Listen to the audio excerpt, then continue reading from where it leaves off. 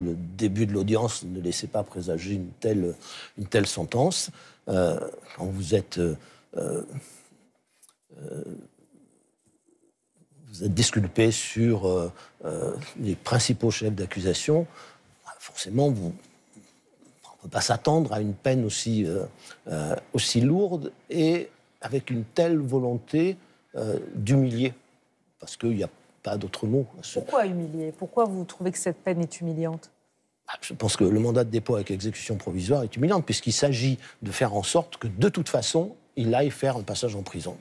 Bon, alors la présidente a parlé de faits d'une exceptionnelle gravité, hein. Oui, alors, je suis sur le mandat de dépôt avec exécution provisoire. L'exécution provisoire, elle a sa place dans le code pénal, elle est nécessaire pour beaucoup de cas. Bon, c'est sûr que vous avez un pédophile, un tueur en série, un violeur, etc. Bon, ou quelqu'un de très violent qui est dangereux, vous pouvez faire une exécution provisoire, c'est tout à fait normal, vous l'enfermez tout de suite. Bon, très bien. Là, ça ne correspond à aucun de ces cas, il ne risquait pas de s'enfuir, il ne risquait pas de recommencer tant qu'il n'est plus ministre ni président de la République. Et donc quoi, vous avez trouvé...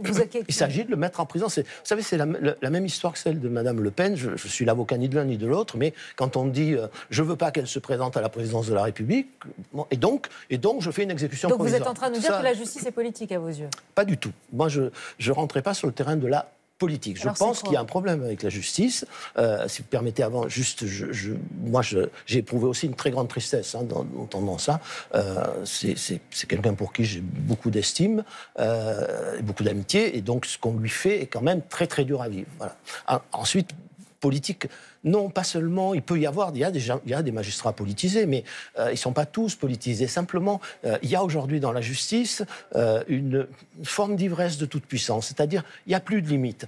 Vous savez, dans les rendus des jugements, il y a forcément une part de subjectivité, puisque ce sont des hommes qui rendent des jugements. La question est de savoir quelle doit être la part de subjectivité. Et aujourd'hui, il n'y a plus de limite. C'est-à-dire, on vous dit, écoutez, il ne pouvait pas savoir. Bon, il ne pouvait pas ne pas savoir, et il a laissé faire. Bon, mais c'est mon intime conviction. Est-ce que vous avez une moindre preuve? Non, mais j'ai l'intime conviction que... c'est un point de droit, Noémie Schulz, non? Pardon, juste, il ne viole pas la loi en faisant ça. Mais simplement, il pousse tellement loin la subjectivité que ça devient insupportable. C'est-à-dire, c'est plus de la justice. Noémie Schulz. C'est vrai que cette exécution provisoire interroge, puisque un des principes en France, c'est le double degré de juridiction qui fait que si vous êtes condamné, vous avez le droit à un nouveau procès. Et que généralement, le fait de faire appel suspend l'exécution de la peine et vous êtes libre en attendant votre procès. Vous l'avez dit, il y a plein de cas où la personne part immédiatement en prison. Là, la présidente a expliqué pourquoi elle décernait ce mandat de dépôt à effet différé avec exécution provisoire, et elle a effectivement parlé de cette exceptionnelle gravité. On peut rappeler juste ces faits. C'est cette entente entre Nicolas Sarkozy, Brice Hortefeux, Claude Guéant et Ziad Takedine dans le but d'obtenir l'engagement de la Libye qu'elle allait verser de l'argent pour financer la campagne présidentielle de 2007. Et la présidente dit, peu importe si la procédure n'a pas permis de retrouver l'argent dans la campagne, la préparation suffit à caractériser le délit d'association de malfaiteurs, même si le but n'est pas concrétisé. Claude Guéant, encore un mot sur cette condamnation. Sur la Henri Guénaud, pardonnez-moi. Oui, dit exceptionnelle gravité, mais qu'est-ce qui est d'une exceptionnelle gravité? Les motifs qui ont été, les motifs d'inculpation qui ont conduit à la relaxe, pour lesquels il a été relaxé. Bon, il a été relaxé, pourquoi? Parce qu'il n'y avait pas de preuves. C'est-à-dire qu'en réalité, la première partie du jugement dit, au fond, ce qu'a fait le parquet financier ne nous apporte aucune preuve, aucun élément qui permette de le condamner. Bon, donc les faits d'une exceptionnelle gravité, ils ont disparu du paysage. Ensuite, on me dit, l'association de malfaiteurs, c'est un fait d'une exceptionnelle gravité. Mais pour ça, il faut qu'il y ait une préparation. Où sont les preuves, les indices de la préparation?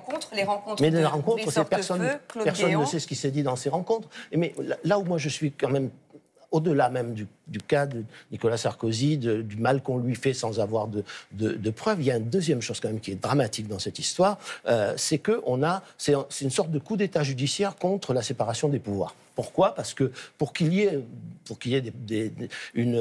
un pacte de corruption, il faut des contreparties. Bon. Vous allez loin, un coup d'État judiciaire, oui, vous allez loin. C'est un coup d'État judiciaire contre la séparation des pouvoirs. Ce n'est pas un coup d'État militaire, hein, mais c'est un coup d'État judiciaire parce que la séparation des pouvoirs, c'est le fondement même de l'État de droit et c'est le fondement même d'une constitution démocratique. Or, qu'est-ce qu'on a fait pendant tout le procès? Pendant tout le procès, on a cherché la preuve qu'il y avait une réunion de malfaiteurs qui cherchaient à soutirer de l'argent à la Libye à travers la politique, l'action extérieure du ministre de l'Intérieur et ensuite celle du président de la République. On n'a parlé que de ça. En fait, c'était le cœur des débats. Et ça veut dire que la politique étrangère de la France et l'action du ministre de l'Intérieur ont été jugées par le tribunal correctionnel. Et ça, c'est impensable. C'est-à-dire que là, on est sorti de toutes les limites.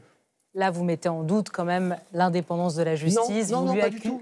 Vous l'accusez d'un coup d'État judiciaire, de tout mélanger. Mais c'est pas l'indépendance de la justice qui est en cause. C'est ce qu'en font les juges aujourd'hui, et en particulier, il n'y a aucun moyen juridique d'imposer le respect de la séparation des pouvoirs en réalité dans le système judiciaire actuel. Il faudra peut-être y réfléchir, mais aujourd'hui, il n'y en a pas. Ce que je veux dire, c'est que pour que une société fonctionne, il faut que tous ceux qui ont une parcelle de pouvoir se mettent eux-mêmes des limites. Il n'y a pas que les limites institutionnelles. Et là, plus personne ne se met de limites dans cette société.